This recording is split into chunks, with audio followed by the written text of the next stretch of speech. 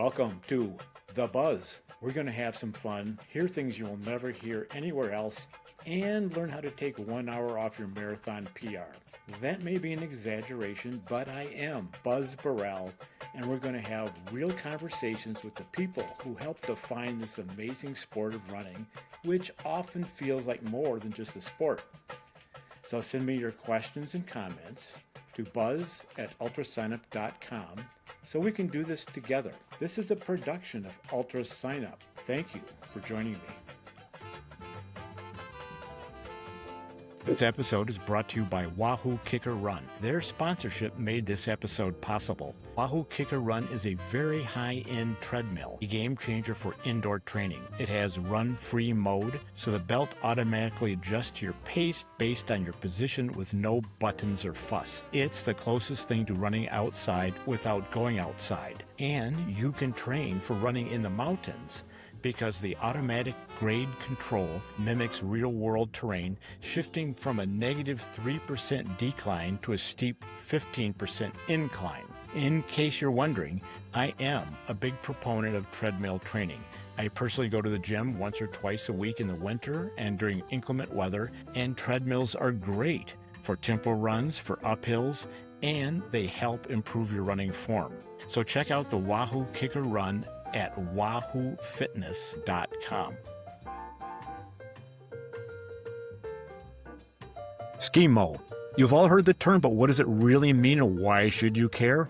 Well, we care because top mountain runners have been racing Skimo for decades, and Skimo will be in the next Olympics with the first race 5 weeks from today. And to explain what it is, we have a total expert on the topic, Nikki LaRochelle. Welcome, Nikki. Hi, Buzz. Good to be with you. Well, thank you for saying that. And listeners, I got to say, this is a first for the Buzz podcast, almost any running podcast, because Nikki will be an Olympic commentator. It will be her voice and face you'll be hearing on NBC Sports this coming February. Nikki, I think this is just amazing. Thank you. I do have to start with a point of clarification, which I may or may not be on NBC. I'm working for OBS, the Olympic Broadcasting System, and it all is determined by media rights and the way someone like NBC negotiates with OBS. So it's yet to be determined if I'll be on NBC, but I will be on the Olympic Channel and some other outlets. So time. I am impressed nonetheless. Okay. And Good. And you're going to give us the nitty-gritty of what the heck a Skimo race is and what to look for and what to expect. But before we get into that, you have an amazing story that actually inspired me to have this Skimo episode. I saw this random Facebook post by you that just blew me away. This is so inspiring in itself. So fill in the listeners. What did you do 4 years ago? Well, I am a graphic designer, so I like to Photoshop fake imagery for fun. Essentially, Photoshop myself commentating with my friend Rory Kelly, who's another Skimo racer. When I heard ski mountaineering was potentially going to be in the Olympics, I thought about how I would want to commentate. I'm not totally sure why, if I'm honest, but it was a yearning I felt many years ago. And then coincidentally, the opportunity arose for me to apply. And I did, somewhat sheepishly, like, who am I to apply to do this? And long story short, after 4 rounds of interviews and a trip to London this past May, I was selected by OBS to be what's called the technical commentator. So the lead commentator is the one who really bears the brunt of the work, but the technical commentator or expert commentator is like typically the athlete who's done the sport. You are the Kara Gauscher of Skimo. I guess so. Kara is quite good. I think she's a very good commentator. Do you think so? Well, I do. I do. I think she's sometimes incorrect, but then we always think that that's your problem being the color commentator is you have to offer opinion. You have to interpret. And people like me are going, oh, no, that's not right. But hopefully we'll say, yeah, that is right. Good point. I think you're right. I commentated the first ISMF World Cup about a month ago and thought to myself, some people might disagree with this point of view, but what can you do? You just have to roll with what you think is the case. So, but I think that experience is a common one. what you're Okay, you 4 years ago, you Photoshop your own face into like a broadcast booth. This is like what John Lennon said. If you want to own a car, first get a set of car keys. I mean, you just imagined this could come true, and it did. So this is inspirational in itself. Yes, manifestation is all the rage these days on TikTok. So I hear. So I manifested the reality of commentating into existence. And I do think, I mean, joking aside, I think there is something to that, like some meditation, setting an intention, and it somehow worked out. I'm still quite surprised, but yes, it did work out for me. Well, I think you are the Caragoucher of Skimo now because you used to race Skimo very actively. A quick look at Ultra Sign Up. You're an excellent ultra runner. I mean, you've done the Canyon de Chelly Ultra just this last October. You've San Juan Solstice 50, one of the hardest 50s in the country. You've done numerous times. So just in case anyone's wondering, I'm here to say, Nikki, you are totally legit, and I'm going to listen to anything you have to say. Thanks, Buzz. I think you're pretty legit too. I saw you on the Canyon de Chelly waiting list, actually. I saw your name on there. I'm sorry you didn't get in. Yeah, yeah. Well, that's an epic event. Maybe this coming year. Yes, fingers crossed. It's quite the extensive wait list, as an aside. People should know. It's like many hundreds of people. So I'm hopeful you can get in next year or this Well, year. thank you. Well, let's set the stage here a little bit better. Skimo, of course, is short for ski mountaineering, but that's a generic term, and Skimo is now morphed and evolved into something very specific. Now it really means a specific type of ski racing that's quite different than cross country, quite different than alpine. It's exciting, Nikki. What is it? Trying to be concise. It's analogous to running in that there's many types or disciplines of skimo that are under the umbrella of the ISMF, which is the International Ski Mountaineering Federation. So they're the international governing body of the sport. Um, there's, the vertical, which is just an uphill race, the sprint, which is a very short course race. That's one of the disciplines that will be in the Olympics. There's the mixed relay, which I can explain a little bit more of. And then there's individual and teams formats, which are longer course races. So just like running, there's all these variations. But in the Olympics are the sprint and the mixed relay this coming year. And we should note, if I may say so, there's three crux elements. Unlike alpine, where you slide downhill, or cross country, when you're self-propelling yourself across the country, you're pounding uphill, and then you're turning around and going back down as fast as you can. So it's up and down. But thirdly, which is really important, Nikki, is that transition in between the two. Because in these races, you got to take your climbing skins on and off. And if you give up 4 seconds, that's kind of a lot. So break down with this. What will people actually see? Let's just focus on the Olympics for a minute. What will they see in the Olympic coverage? Sure. So that's a great point, Buzz. The transitions are a major element to the sport. In the sprint, what you'll see is a group of 6 in a heat starting out. They'll skin uphill as fast as they can, and then they get to what we've traditionally called a boot pack, but what you'll hear in the Olympics is now called the foot part, is the technical language. Let's pause there. I didn't know that. Yes. I thought it was still called boot pack, but it's not. Yeah, and I'm still having to unlearn the term boot pack because it's incorrect. Apparently, like there's this certain jargon that we're supposed to use. So you will hear foot part. But to your point, yes, you have to transition by taking your skis off and quickly putting them on your backpack. And then you ascend the foot part on foot. So you're essentially running up. Sometimes it's a staircase that's built. Sometimes it's a natural boot pack that's just snow. And then you, at the top, take your skis off your pack, put them back on your feet. And then there's a very short section you skin, and then you descend. So you rip your skins off your skis really quickly, shove those skins in your suit, and then descend down, ski down to the finish. So I'm chuckling here because I hope everyone listening to this goes on YouTube and watches the race that took place in Solitude on December 6th. It's exciting. So you had a very moderate description there, but when you're watching this, it's kind of remarkable. These are steep hills. This is not casual stuff. No. They're cranking. They're hitting it. They're on the rivet. Oh, absolutely. Sprint is typically 2.5 to 3.5 minutes. I assume most of the people listening to your podcast are athletes, and no, I mean, these athletes are completely maxed. And what makes the transition so hard is you have to execute fine motor skills, with your heart rate at 180 beats per minute. And that is a true challenge. And even as I've grown older, noticing that when I bend down to like sweep my floor and I stand up really quickly, I get dizzy. Maybe that's like a midlife thing. I'm not totally sure. But they have to deal with this like level of hypoxia for real. That's quite difficult to do these transitions well, and they execute them almost flawlessly every time. So it's quite remarkable. So we'll get into a little bit of detail here. So skin, that's the term for, it used to be mohair. It's probably synthetic now, but it's glue on the bottom and then a one directional mohair based texture on the outside. And so you can slide in one direction, but it grips on the other. So you can go up pretty steep hills with skins on, but you can't go downhill effectively. So like you said, you rip them off.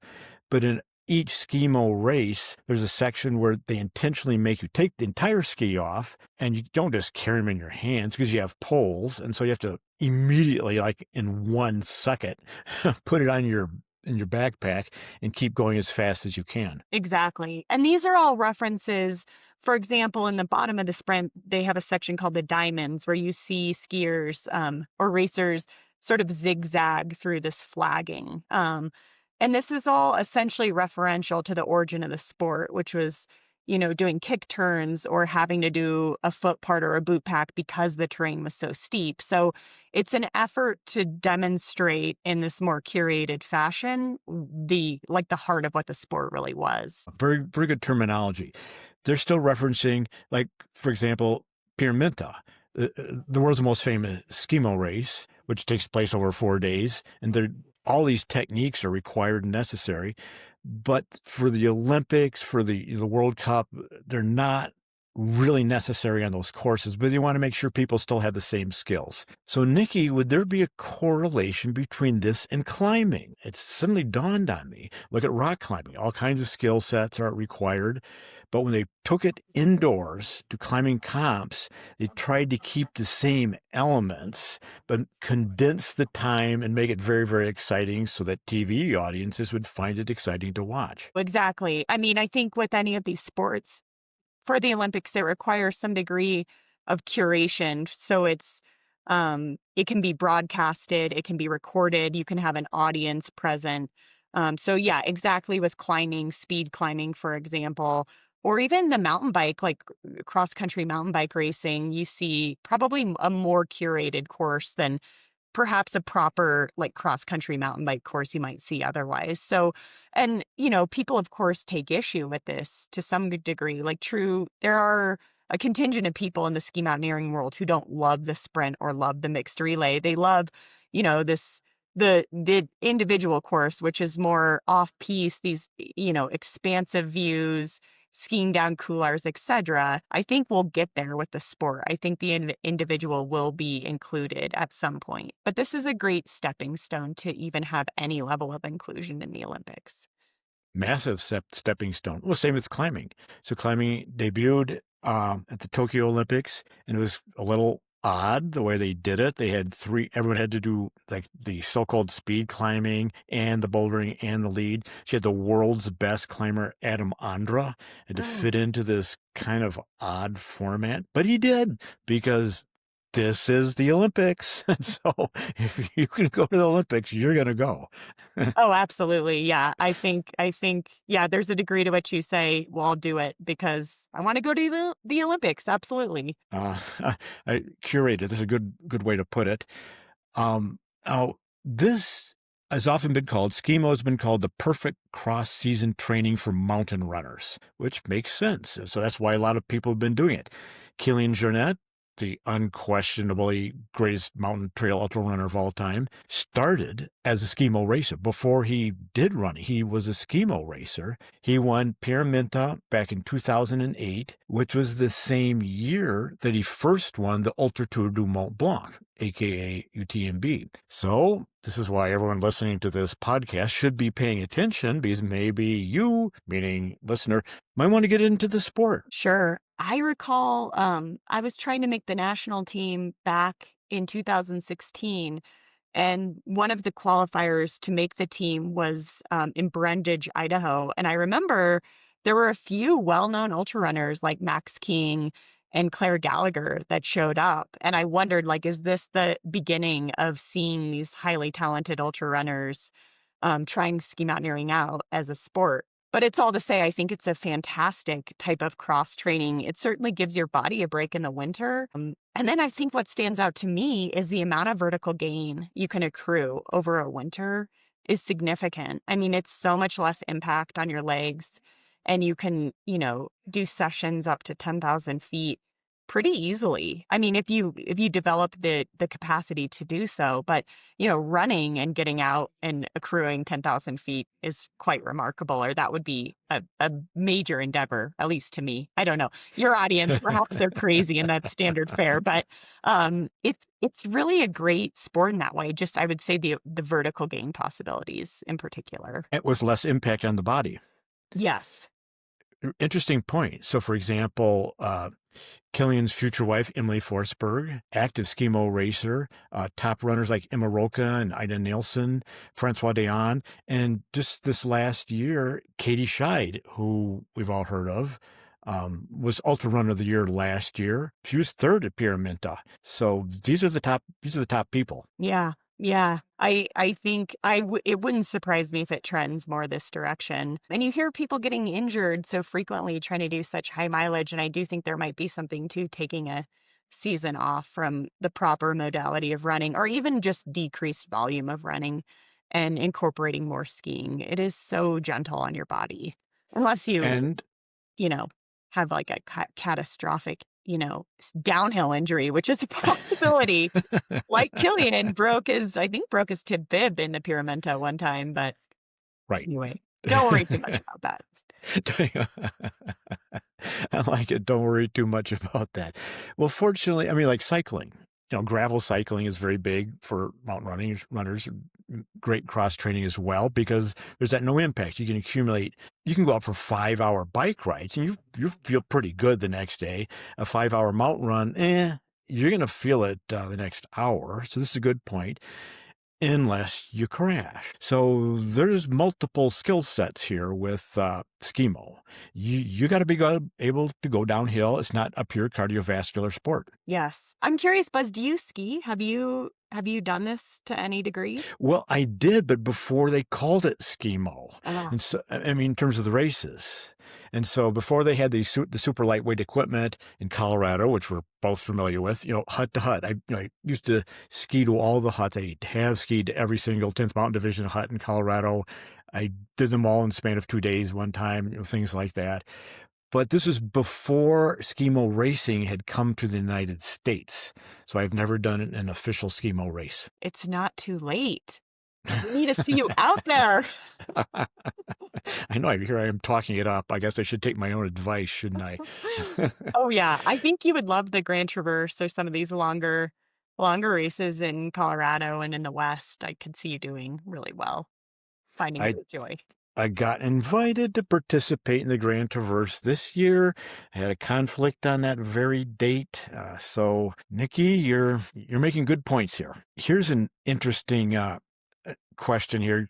Going back to breaking it down, we mentioned the up, the down. We also earlier mentioned the transitions, but I used to think I was pretty flexible. So I could, get to the top, and I was flexible enough to lift my knee up, lift my leg up, and so I could reach down and grab my skin and pull it off. I thought, yeah, that's pretty good, Buzz. It took like 20 seconds or 30 seconds, but that's not how they do it now. I watched these people at the Solitude race. They're crouched down and they jump up in the air from a crouch and rip off the skin in a split second. I mean, is this fake? Is this AI generated? Or are they really doing that? I know, it's totally wild. Yeah, they call that the double rip, where they essentially bend down, grab the tips of their skins and rip both of them off simultaneously as they jump into the air, and it takes a matter of seconds. It's incredible. It's quite hard to do. It takes a degree of flexibility and coordination, but also, again, when your heart rate is so high and you are so exhausted, it just takes a certain degree of like garnering this extra level of strength and energy to do that. So, but they essentially have to be competitive. Like you have to be able to do that if you're trying to get on a podium in a sprint or a mixed relay. Right. It's because the overall times are pretty short. Yes. And if you give up 2 seconds, 2 seconds is not very much time. Just imagine an aid station. 2 seconds is meaningless. It has no meaning. And people sometimes sit down and eat a sandwich at ultra running aid stations. But in a Skimo race, oh no, every second counts. Oh, yeah. And I think what's exciting about this is the sport is relatively new. I mean, the mixed relay was introduced into the World Cup circuit in 2022. So it's quite new. And we are in the midst of a real evolution of the sport. We now see almost all the athletes have these, what they call sort of like a kangaroo pocket, where they shove their skins in their suit. And that was developed within the last 2 years. So it's very much evolving and unfolding, and we are right in the midst of that. So I think that makes it pretty exciting. So Skimo has been an organized international sport since 1988, but the mixed relay, which is what we're going to see in the Olympics, that's only been around the last 3 years. Yeah. Yeah, and I think that's because they had the Olympics on the radar and tried to create a format that worked well, sort of speaking to what we were talking about earlier, curated for viewership and for an audience. So yeah, it'll be great to see. But yeah, they're still figuring it out. Even, in the mixed relay, it's a team of one man, one woman from the same nation. The woman starts, skis a lap, and then her male counterpart goes. They do that twice. And they're still figuring out, what do I do in between? I just raced a lap, but I have to race another lap, but I have about 8 to 10 minutes in between. So now it's like everyone's bringing in stationary bikes to shuttle lactate, get off their feet, try to recover, but keep their muscles warm, etc. But even that might change. It's yet to be determined, but it's all happening right now. It's very cool. They're evolving the sport literally as we speak. Yes, very much so. And, some of these nations have taken a real lead on this. Like Switzerland was the first to become specialists in the sprint. And so it's like all these other nations have followed suit, watching what Switzerland was doing. So probably that, as I was saying, this manipulation to the suit to better accommodate ripping skins off and stuffing them in.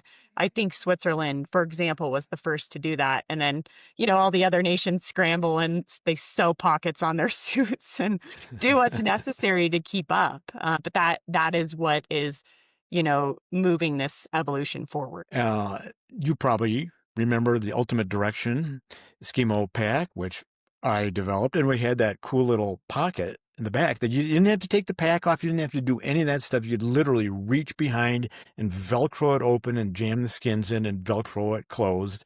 And no American pack company was doing anything of the kind at the time. I recall I had the Ultimate Direction pack. I knew you developed it. I think I wrote you a note. Can I tell the audience how I wrote you a letter? I You didn't know. remember?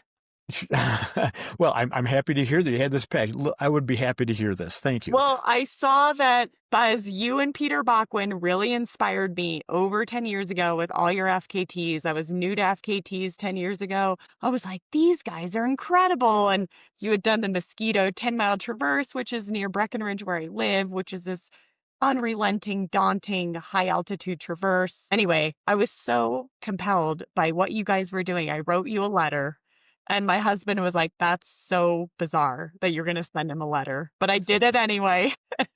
And then I started following your work and following you developing this pack, like we're talking about. which is very Well, I nice. love, of course, why wouldn't I? I love that story, Nikki. Thank you very much for sharing it.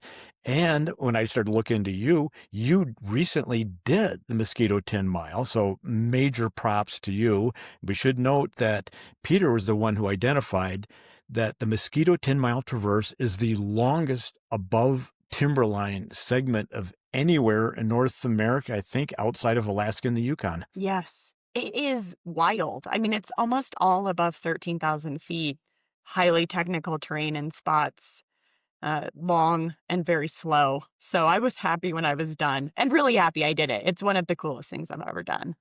Well, congratulations again. Major credibility to our Olympic commentator here. So you say, look at this. This is fantastic. You're building an audience right now.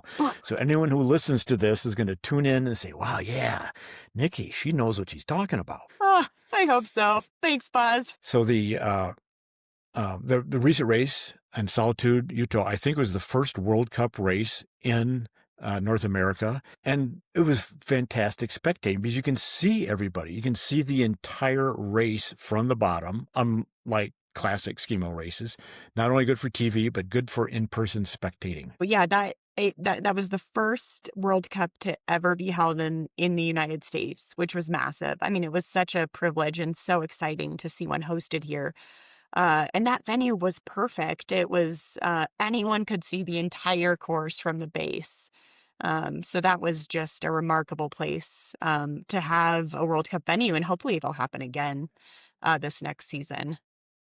Well, I think Skimo is here to stay because obviously it's in the Olympics, Winter Olympics in Italy, but then the next Winter Olympics is in France. They're huge Skimo country there. That's probably the center of Skimo racing. And then 2030, it's in Salt Lake City, which is a hotbed. So Skimo racing is, I'm predicting, to be in the Olympics from here on out. I agree. I think you're right on, and I think these venues, like you're saying, help prop up or ensure the continuation of the sport being included. And it's spreading everywhere else. I got a heads up from Davide, who I think you know, the La Sportiva representative. And La Sportiva, which is a North American operation, is based in Boulder, Colorado. They're a sponsor of US Skimo, and they have a team in Boulder of 100, not a team, but a club of 130 people. That's one of the biggest in the country.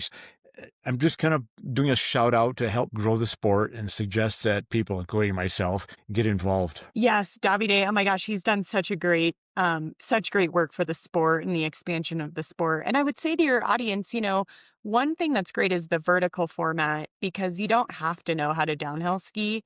So it's a great entry point because it really truly just requires this incredible uphill engine, which again, I imagine so many of your audience members have. And it's good technique is a valuable component to this, but you essentially just go uphill for 20 minutes, 20 to 30 minutes, and as hard as you can go. So if you're Skimo curious, think about a vertical race. And those are, happen all around Colorado and the West. And even, Skimo is also very much happening on the East Coast as well. So just be on the lookout. Okay. Excellent. Well, lastly, Nikki, if I'm going to continue this conversation, kind of get into how the athletes feel about it and what their experience is like, who would you suggest I talk with? Ooh, I think Cam Smith and Anna Gibson, who just won the mixed relay at Solitude, cannot possibly even articulate what a big deal that was. The US had never done that well, and Cam and Anna executed a flawless race, so they would be the people to talk to. Excellent. And I guess I said that was my last question, but I have one more then. Would it be appropriate for me to ask you for a prediction about what's going to happen in 5 weeks in Italy? Oh, you mean in terms of podium, perhaps? Well, yes. Well, I think in the mixed relay, it would not surprise me to see the US on the podium. I think it might be a stretch to say they'd win. I suspect Spain and France will be on that podium. And I'm going to just throw the US in there. I think they got it. And we're the US isn't quite as good at sprinting. I think some more Spaniards, French, and Swiss athletes will be on that podium. Excellent. Excellent. Well, we look forward to hearing you and seeing your lovely face on the Olympic channel. And those events are February 19th and 21st. So tune in, everybody. Yeah, thanks, Buzz. Great to talk to you. Likewise.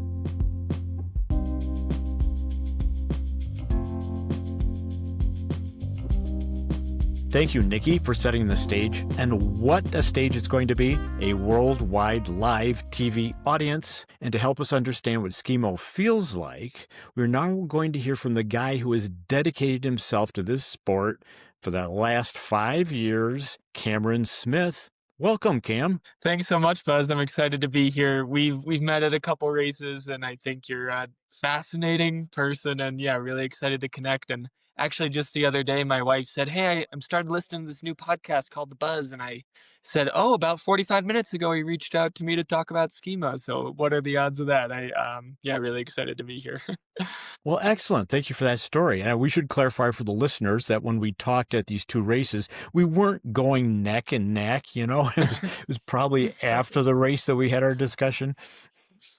Exactly. Yeah. Yes. Hanging around some awards and chit chatting at the finish line of Vale Hill Climb and Broken Arrow, and yeah, we've crossed paths a little bit, and excited to talk some Skimo today. Excellent. Well, Nikki did a great job of explaining the sport and why everyone should be watching their televisions on February 19th and 21. So now, Cam, let's drill into this. Skimo, in my opinion, has always had a reputation for full gas, right? This isn't ultra jogging. You guys are redlined, which I think is why it has been considered an excellent complement for mountain running. I mean, is that right? Are you in zone 5 the whole time, or what does this feel like? Yeah, I mean, it's interesting because every Skimo racer does a different summer sport, right? Nobody does Skimo 12 months a year. So you're either a cyclist or a runner or a rock climber or some combination of different sports. And so it's similar to running in that you're taking these fit athletes, but now you don't have any limitations with impact or musculature. You can just push as much as your engine allows. So the volume you can hold in training and the intensity you can do in the races is, yeah, higher than I can do on my feet in the summer. It's a lot more similar to my bike in that way, but then you bring in the kind of full body component and the only uphill component. Get down those descents so quick that the recoveries are really short, and this is all happening at altitude. So, yeah, it's certainly a high output event, and I think it'll be exciting for people to see on TV for sure. That's a very interesting point because unlike running, which is, 100,000 impacts with every step, since you're going uphill and on snow and coming downhill, there's no pounding, of course, unless you crash, that you can really go all out in training. It's kind of like cycling in training as well as during the race itself. Totally, yeah, it's exactly like you're describing, plus the descents usually go by quicker. So again, you're back at the bottom of the next climb even quicker. And then, yeah, again, the full body component and having a little bit of, even with the skis and boots being so lightweight, you're still adding a little bit of weight to your feet and whatever's in your backpack. And yeah, it's definitely just super challenging sport. And yeah, people will see us suffering for sure. What's there not to like? Exactly. Brian Metzler wrote that fantastic article in Ultra Sign Up News, so listeners can go on the regular Ultra Sign Up website and click the top header bar and find it. And he wrote about you, Cam. He said that to simulate the pace and power needed for a Skimo race, you downloaded the profile of a race course with a 15% incline and wearing ankle weights that weighed exactly what your boots, bindings, and skis weighs. You put the treadmill to the same grade and ran with the same stride cadence as the fastest World Cup skiers. So that is extremely dedicated and methodical. Yeah, exactly. So that came from essentially finished last season as a team trying to earn an Olympic quota spot, one place out of the Olympics. So we were just off the bubble of the 12 teams that would make it. We were ranked 13th, and there's going to be one race remaining, this Solitude World Cup. So home race in Utah. So that was really exciting. It was the first time we'd had a World Cup in the US in about 20 years. And so the first one that I'd raced, certainly. And so essentially this whole Olympic qualification process was going to come down to one race, one day. And so I definitely was getting really dialed in with a lot of details that um, just in any way I possibly could. So the paces of the uphill and working on transitions all summer long and getting gear dialed in and changing nutrition strategies for this really short, intense but repeated mixed relay and sprint efforts. And yes, changing the strength program to match the demands of these races. And so the treadmill workouts are just one example of that. I knew I needed to perform in this discipline on this day, and so I was making the training as specific as I could, just like you outlined with the when there's So no snow you on the ground. Yeah, I was just trying to make it feel as close to snow as possible. you you're dedicated. And a lot of people, nonetheless, have not heard about you. I mean, you look at the sport of mountain ultra trail running, it's kind of in the United States dominated by ultra running. So people hears all about Hard Rock, Western States, UTMB Mont Blanc. They don't hear about Skimo racing, but look who is going to the Olympics. Hello. So here's an amazing trivia question. I'm putting this out here right now. Maybe it's not a question. It's quite possible that you and Anna are going to be the first trail runners to ever go to the Olympics. I think that's kind of cool. Yeah, I don't know if that's true. If it is, that'd be yeah, really neat for sure. I mean, there's Well, certainly some Nordic skiers that do trail running races in the summer and do fantastically well because of how fit they all are. But yeah, I mean, certainly Anna and I are all in on trail running in the summer, and yeah, maybe we are the first ones that kind of fit that Venn diagram if you make it add enough caveats in that way. But yeah, that's an exciting way to think of it for sure. well, it is. I mean, 50 years from now, this could become an amazing trivia question, but we don't quite know if it's the case or not. But we do know that you both are dedicated trail runners. I mean, we just talked about Broken Arrow and Vale Hill Climb for you and I, and Anna, of course, and you and Anna both competed at the World Mountain Running Championships just this last fall, and you both did very well. And this kind of switching in here to your partner, this was Anna's like second Skimo race ever at Solitude, and you're the one who invited her. I mean, you've been really dedicated. You've been on it. You've been the best American Skimo racer for 5 years, and she hasn't even been doing it. And some people call Anna the motor. I mean, that's kind of a very positive moniker. Besides third at the recent World Championship uphill, she also was third at the Steamboat Gravel Race, and you picked her. So you've made a pretty good choice here, haven't you? Yeah, essentially that came from over the summer. Again, like we knew that the whole fate of the US Skimo team was coming down to this one race and kind of talking through like, all right, what can we do to make the team better? What can we do to make the team better? It's like, well, if we just added more talented athletes to the mix, whether they ended up being the ones carrying the torch in the World Cup or not, it'll make the team better. Again, sounding like a broken record. Again, my wife Lynn was like, "All right, so if you could have anyone in the world to join the team and like be your mixed relay partner, like who would you think?" And I keep making the joke that I thought Jesse Diggins first, but honestly, I Well, probably, especially in retrospect, maybe would put Anna above anyone, including someone like Jesse, who obviously is busy this February racing our last Olympics.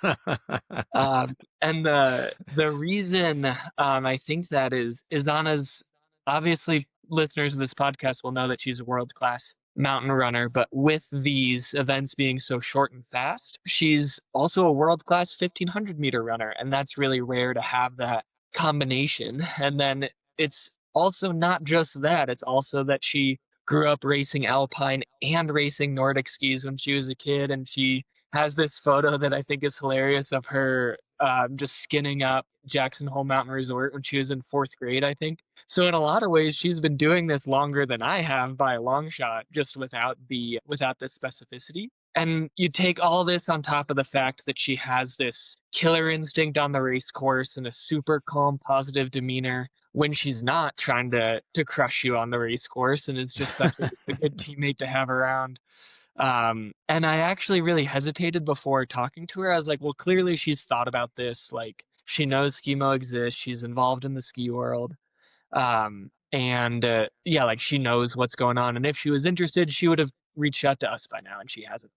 And then again, my wife Lynn is like, well, you have to ask her, like, what if, what if? And I'm like, I not, but fine, I'll ask.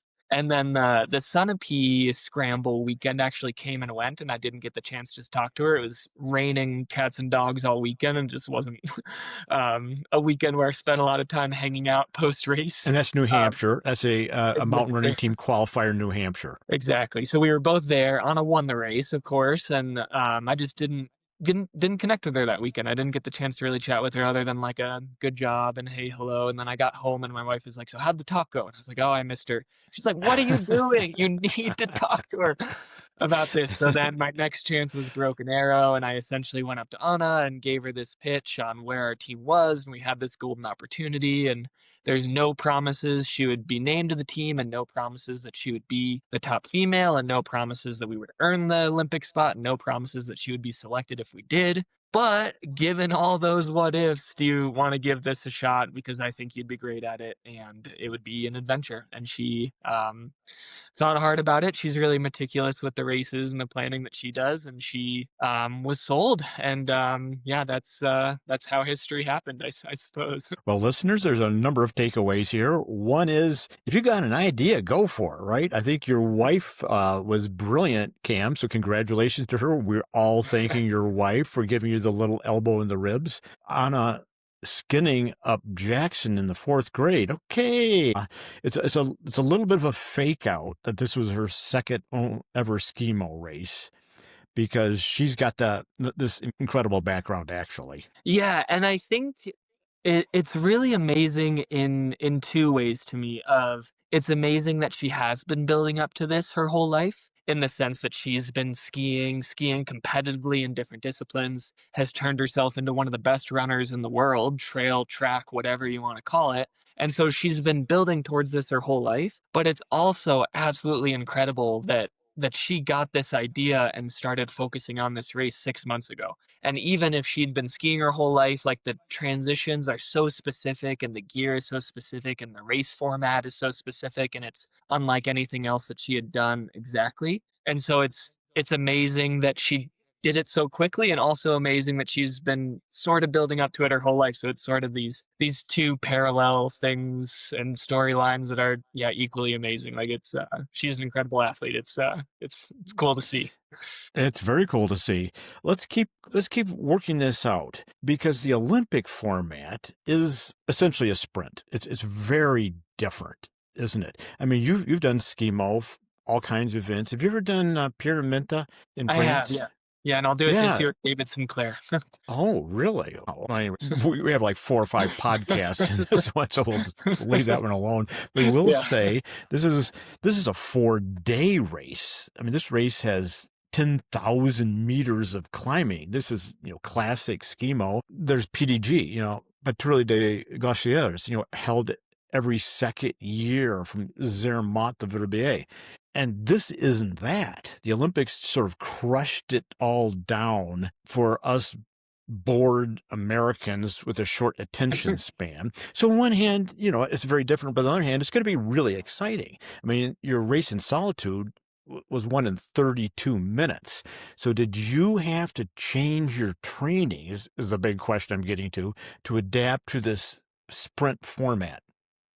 Yes, in a word, yes, absolutely. Or in 2 words, yes, absolutely. Like the Pyramenta and things like the Grand Traverse and Power 4 back home in Colorado are the kind of events that got me hooked on this sport in the first place, of spending long days in the mountains and going to cool places and skiing technical hard descents, and those are the events that got me interested in Skimo in the first place. And then the announcement came out about the Olympics. Originally there was actually going to be an individual discipline, which is sort of our quintessential like 60 to 90 minute format race, that ended up not making the final cut. Basically, when you're a new sport in the Olympics, you're kind of elbowing for room at the table with how many athletes you can have, how many medal sports, and essentially they wanted to put the ones that were easiest to put on and most spectator friendly. So I was absolutely disappointed initially, of like, oh, sprint and relay, like that's not what the sport's about, like that's not what I like to train for. Like I don't know if I even want to do this.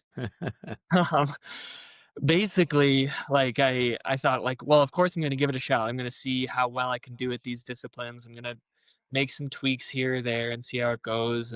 And I'll at least go all in on the qualification year, which was this past winter, so 24, 25, and then into this current winter, as you saw at the Solitude World Cup. And I would kick myself if I never tried. And so I'll yeah, tweak some training and go for it to see what I can do.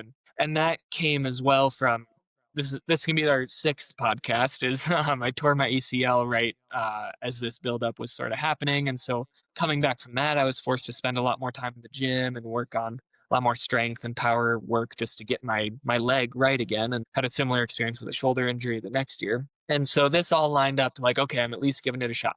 And so I started racing these relay events in particular, and I quickly came to realize like these events are fun. Like you are sprinting next to people the whole time, uphill, downhill, in between. It's a really like exciting format. You're close to other racers the whole time. It's fun to be in it with a teammate, and it really isolates the athleticism of the sport. So even if it's not what we originally got into Skimo to do, it is finding out, okay, how fast can someone physically go up the hill on their skis? How fast can they physically transition downhill ski and do this all under pressure? And so it's just taking these core elements of the Pyramenta Grand Traverse Power 4 and really isolating it. And yes, it's way different, but man, it's fun and exciting. So I totally came around once we started doing it, and I think people are really gonna like watching it. And then I like it. I like it. yeah, That's a very good description, isn't it? But you started off, these are like big tours. It's kind of like ultra running. If you're out there in the mountains, these are big mountains. You mentioned Grand Traverse, which goes from Crested Butte to Aspen, which is always done in the middle of the night, by the way. exactly. So to reduce avalanche danger, this isn't that. This is made for TV. So you can say, oh, made for TV. That's so dumb. But no, it's not. It's a mass start. You're going up that first hill and, you're right next to someone. So you're going to see who's working the hardest. There's no hiding. Totally. And I think people will really catch on to that when they're watching the relay in the Olympics in particular, because it's not a sport where the strongest athlete is going to go to the front, build their lead throughout the race and win the race. Like a lot of endurance sports are. Like you're going to see people going neck and neck up the first climb, and then the race is going to totally get turned on its head in the transition zones and with the downhills, and someone might be a stronger uphiller versus downhiller and had a smoother transition or a less good transition. And then they're going to repeat this climb again. They're going to tag off to a male teammate. Maybe the team has a stronger female versus a male, or maybe they're consistent with both. So there's going to be a lot of back and forth, a lot of passing, and I think it'll be really exciting for people to Right. see. Again, it's like isolating just those components. How fast can we actually get up the hill? How fast can we ski? How fast can we do these things? So it's going to be exciting. And then I want to make sure I answer your question about the training changes too. I sort of touched on spending a lot more time in the gym, but it really became like an all-encompassing change. So I started doing shorter races in the summer. I used to like doing 50Ks and a little bit longer events sometimes, and then I switched to only doing short, fast running races in the summer, kind of working on that like gym work and plyometric components, the speed and power all year long. And then my volumes come down a little bit and the intensity shoots way up, but it isn't any more frequent. It's just really, as opposed to how much training can I get done, it's like how fast and how high quality can I make those workouts. And I find I feel really good. Like I'm not training as much, but I sort of have a springiness in my step and I bounce up the stairs, and it's sort of fun to look at a 2-minute climb and be like, all right, like I'm not intimidated by how short this is. Like I have enough speed and power to be competitive on this. And Well, I think that's a theme. This came out in our end of year podcast, strength. Strength is helpful to everybody, no matter what they're doing. And I think this is a common theme right now, and certainly for what you're doing. Yeah, without strength, you're not going anywhere. totally. Yeah. Yeah. You feel it if you haven't been doing the work for sure. Oh, let's we talk about the strength now, and we talk about the initial cardio, having the big motor, the huge cardiovascular capacity. But let's talk about the downhills now. We haven't touched on that because you got to go back down. And, downhill mountain running, it's a thing. Technical really helps. You can make up some time on a technical downhill. How much time can you make up on this? Because they're so short and it's kind of hard to pass. Is it a matter of you could lose the race in the downhill but not win it? Oh, and I also have to ask, does anyone just wreck on the downhill? Yeah, that's a great question. So on the downhill, we're on a groomed slope, and it's essentially a GS descent. So people that have watched alpine skiing in the Olympics will be familiar with at least the shape of the gates, and the skiers will look way different because we are using these tiny little carbon skis. And that's been the joke for a long time, is that someone that's used to watching Michaela and Lindsay rip down the hill that then tune into the ski, like, what are these guys doing? But it's totally the gear and the fact that those girls are world class at what they do. And anyways, on those descents, it's hard to make up big gaps, but there's definitely passing that happens. People can make up a place or two in these short, quick descents. And the course in the Olympics in Bormio is built up sort of like a ski cross course. It has these larger parabolic turns to make more space as you make your way around those gates. And as we saw in the test event last winter, there should be passing and dynamic bits there with that downhill. Gotcha. We were talking off air a little bit about, is there a fear component, and the gates slow us down enough that we're not going fast enough where I'm really afraid of what I'm doing. But you can definitely crash, you can definitely lose your race on the downhill. And in the individual race, which we're looking forward to likely having in the Olympics in 2030, there's absolutely a fear component, because when they don't put the gates up telling you where to turn and you can just go straight down the mountain, and some people are willing to do that, then yeah, there's certainly a fear component with the other disciplines. But in the sprint and relay, the gates slow us down enough that we won't be hitting super high speeds. Yeah, no gates would be a very different experience.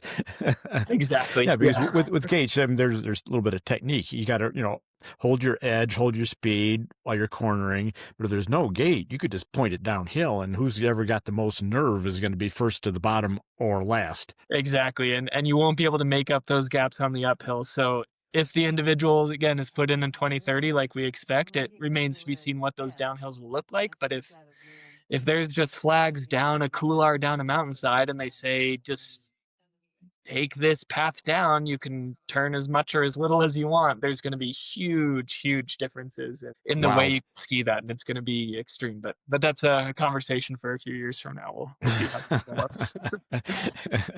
Right. So for this year, this February in Italy, you're not going to look like Michaela Schifrin on those gates, but then she's not going to look like you going up. She's taking the lift going up.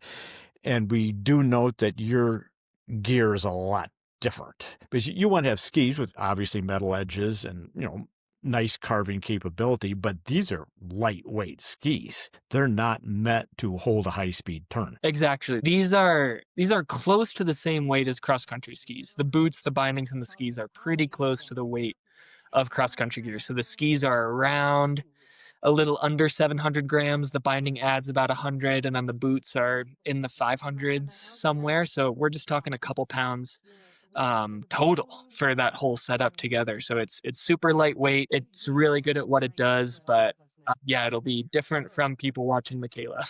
And hopefully there's some storytelling there. And again, the gear is not the difference between me and Michaela. Let's be frank about that. But unlike that, and by the way, I love your reference to Jesse Diggins. I just love that. And Michaela Schifrin, the greatest alpine ski racer in history. Yeah. And they're both from America. Wow. But the interesting aspect here, to me is, unlike usually Jesse and Michaela, this is a mass start. Most of these are timed. They're going off at, it's like a time trial. You're going off at 10-second, 30-second, 1-minute intervals, things like that. But this time it's a mass start. So all 12 people are together. That's a lot more exciting. And so who's going to get first to that transition zone? Because whoever launches on the downhill first is going to be hard to pass, et cetera, et cetera. So I like your comment that this is going to be spectator very friendly. Exactly. Yeah. Just like we've outlined, and just like you said, with adding the mass start component, it's executing all these really fine motor skills with the transition, where there's lots of things that can go wrong and you have to get it all perfect. The uphill, downhill, and then you're doing it while you're surrounded by the other racers and poles are flying everywhere and skis are flying everywhere and there's just a lot going on. So yeah, I'm excited for people to see it in February. Well, I watched a few more questions here. This is a fun conversation, Cam. We'll try to wrap it up, even though we could talk for hours. I definitely watched the Solitude race on YouTube. So listeners, you can do the same thing. December 6th, just Google it on YouTube. And you were ranked 13th in the world.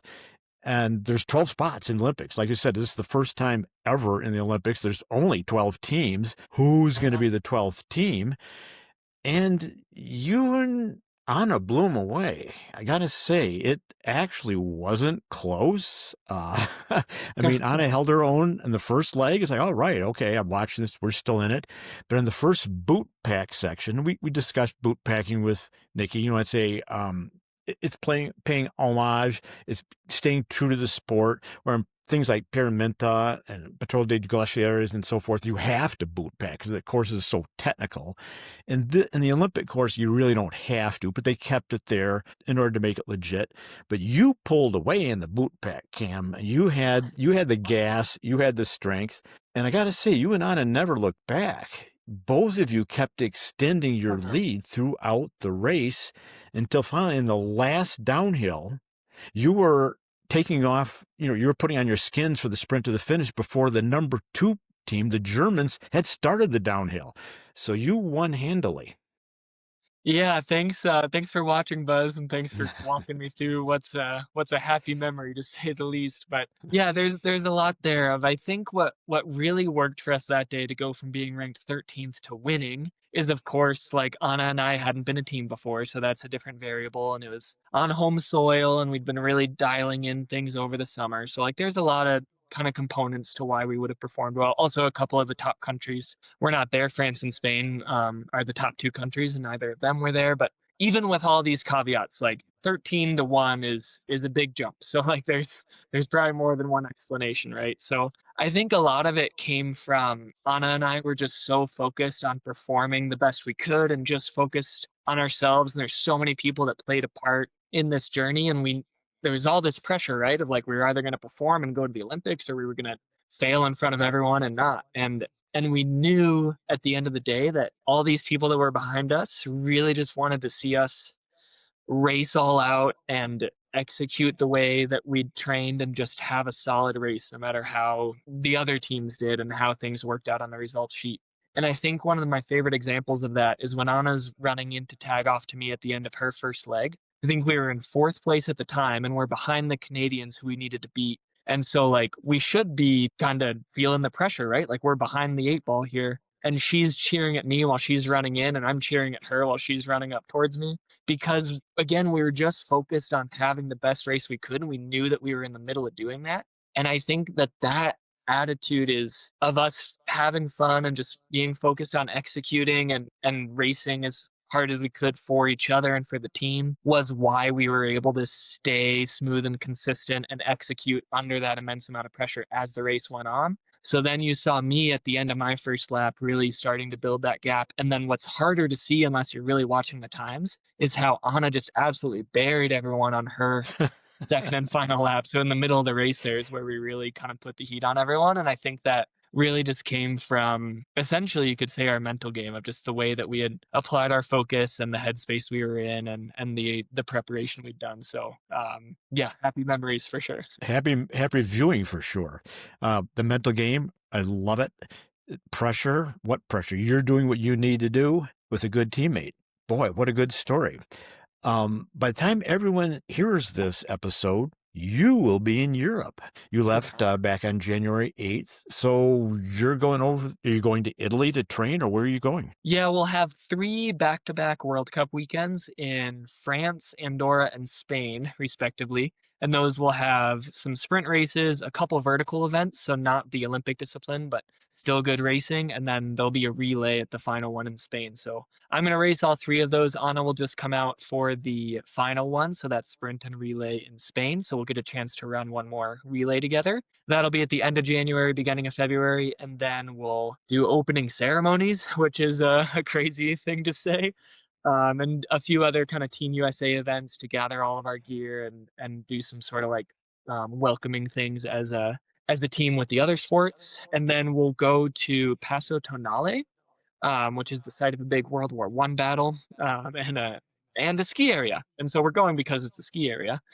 And we'll train. This is away from any of the Olympic venues, so it, in theory, should be a little quieter, offer fewer distractions, and just kind of let us train and focus on dialing in our details. We'll be there with our coaches, and then also we have 2 alternates, Griffin Briley and Jesse Young, that'll be there training with us. And so the 4 of us will be just getting all the details dialed in throughout February, and then we'll be a couple-hour drive away to get to Bormio for the event. So we'll just head over there a couple days before the sprint race, which is partially to stay away from all the hubbub, and then partially because Men's Alpine is using that slope up until a few days before. And then we'll also fill that time with going to some other events. We're actually going to go watch, should be Jessie Diggins herself in the 4.75K relay over in Val di Fiemme, and then excited to see who's on that team alongside Jessie. And hopefully one other event as well. We're pretty close to where the freestyle events are, and moguls and aerials. Hopefully we can do some good spectating as well. Well, speaking of big motors, I think Jessie Diggins is the definition in women's sport. I think in terms of women's sports, I think Jessie Diggins is the definition. And so this is, come to think of it then, and I almost hesitate to ask this, Cam, predictions for Italy. I mean, like you said, you and Anna, the best mental game is to run your own race, right? You don't think about anyone else. But, if you'd like to offer a prediction, our listeners would be happy to hear of it. And suddenly my memory is jogged. U.S. has not been a Skimo powerhouse. It's a sport for decades and decades in Europe. People from Killian to, of course, Francois Deon and many, many others have been excelling in it. U.S. not so much. So is this going to be Jessie Diggins and Kikon Randall at 2018 Pyeongchang?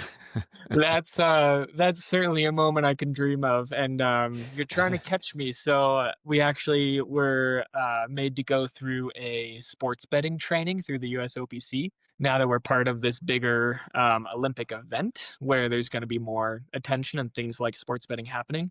So we actually can't tell you what we think will happen exactly as far as finishing place and all that. But what I can tell you is I think Anna and I are capable of anything. And I think what we showed at the Solitude World Cup was that on our right day, we can compete with anybody. And so we're certainly going there to fight for medals. And with it being the first time Skimo's in the games, it'll be the first gold, silver, and bronze ever awarded in the sport. And so whoever wins those will be making some more history in addition to just being on the start line. So yeah, we're definitely dreaming big of those 3 colors, and yeah, we'll be chasing the medals, but hard to say exactly where we stand on paper. Wow. Olympics are next level sports betting training, and you even saw it coming, kind of, trying to set you up for this question. You were just totally lucid on the whole thing. Good job, Cameron. I appreciate that. And I think I'm speaking for everyone. Wow. Best of luck. This is so exciting. February 19th, 21. Watch it live, international TV, wherever you are.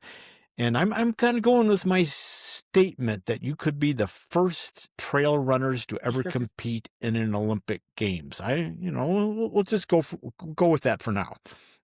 We will. And then, someone send a message to both of us if you have a good rebuttal, because there may be some out there. But yeah, this has been fantastic, Buzz. Thanks again so much for thinking of me and, helping cover the sport of Skimo at this super exciting time. And yeah, excited for people to see what we do in February. It should be a great show regardless. So exciting times. Thank you for joining me. I feel like I'm with all my friends. This is Buzz Burrell, and I'll be back 2 weeks from today, delivering more thoughts you've probably never heard before.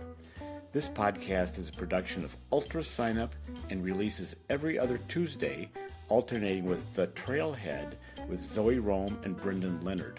If you've enjoyed this, please subscribe and click that button that says 5 stars, because that helps other people find this.